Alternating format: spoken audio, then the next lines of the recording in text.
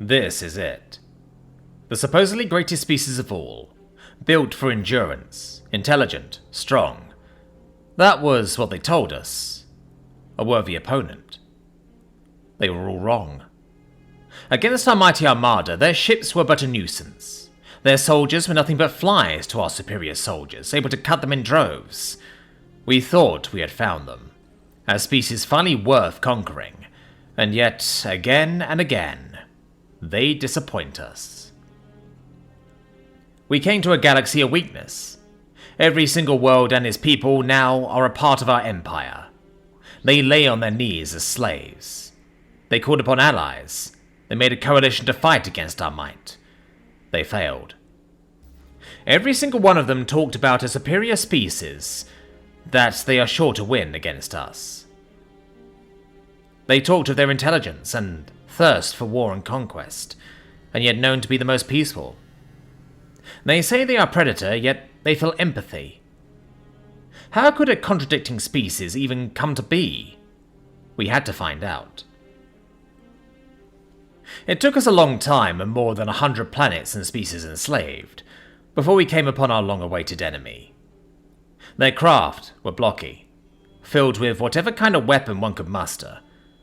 I could see battle scars on their hulls.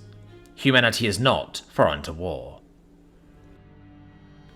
We attacked first, determined to see the prowess of humanity. We were immediately disappointed, as their weapons were unable to penetrate even our shields. A shame. If they just had a bit more on the technological side, I was sure they would put up an even fight. We routed them, and we were orbiting the planet they were defending. And we found the populace to be hostile and full with bravery, but we were far more technologically advanced than them. It was not easy, but not hard either.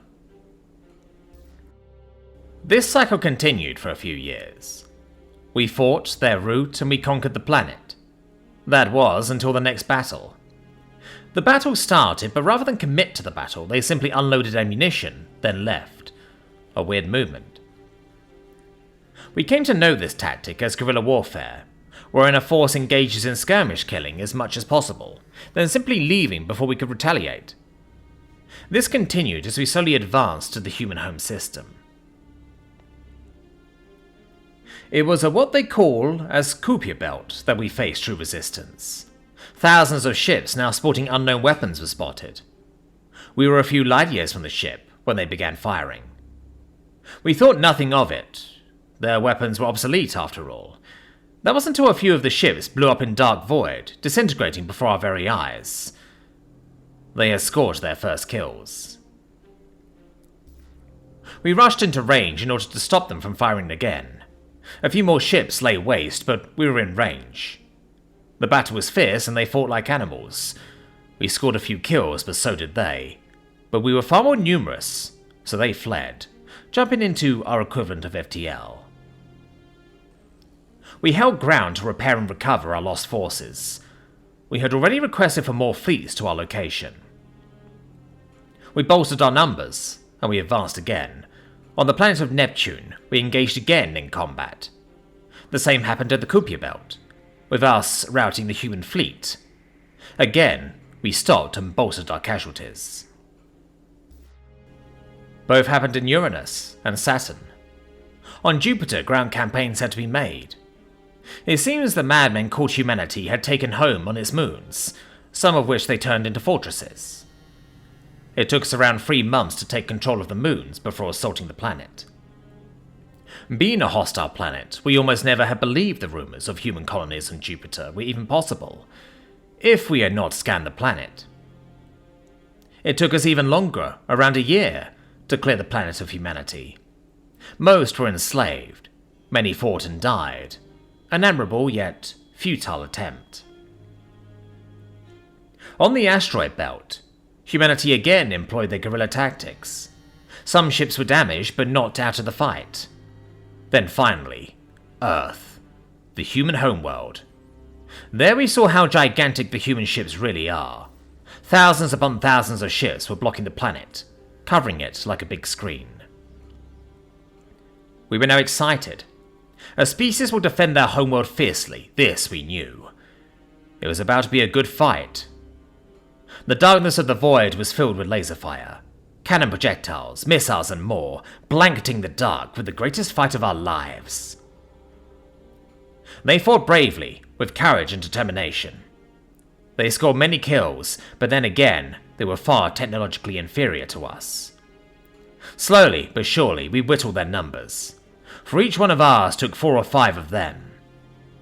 3 days we fought, but we were victorious. All of us had one thing in mind. Humanity gave us the greatest battle of our lives. The thrills we had long forgotten were like drugs to us, but alas, the fun was done, and we began the enslavement of the people of Earth. After a few hours, I was informed of a surviving admiral captured and contained, so I decided to speak with the admiral. The admiral was chained in the neck, arms as well as the feet, so I ordered them to let him go. I walked down from my seat and stood in front of the admiral, seeing him eye to eye. "Greetings, Admiral. Forgive my people, they lack the courtesy to attend to your needs. I thank you for the greatest battle of our lives," I spoke. The human, red rushing down from his forehead to his cheek, his attire battered and clearly burned in a few places, exposing skin, looked me straight in the eye. "Do not thank me. I thank you for bringing your entire fleet here," he said so defiantly, straightening himself.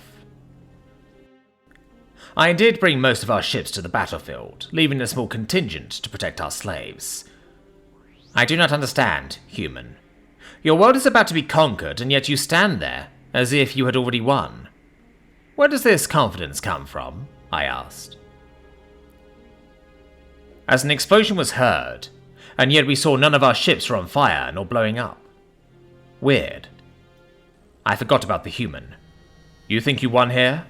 No. This is humanity's win. You came here expecting slaves and a world to conquer, but humanity would rather die than be stripped of freedom. You boast about your superior weapons and technology. It blinded you. Confidence overtook you. Following your pride instead of thinking. This will be your end," he said. I noticed something weird about the planet, as if something was swallowing it from the inside. Not a few seconds later, my crew and myself knew what it was. A black hole in the center of Earth. All of those engagements were delaying actions. We planted an experimental device that would swallow the entire system. "Run if you will, but you won't be able to escape it," he said. "We will never be slaves. We will never back down from a fight, and if we are to be defeated, we will take you down no matter the cost. We will die here, and soon we will see each other in hell, and I will revel in your screams," he stated in defiance. "Burn this into your soul, Xenos. This is what you get when you fight with us," he shouted, as the black hole grew larger and larger. I realized that this was all a trap. The planet must be empty, and in our foolishness we forgot to consider it. It was the last thing I heard, as my ship was swallowed by the black hole.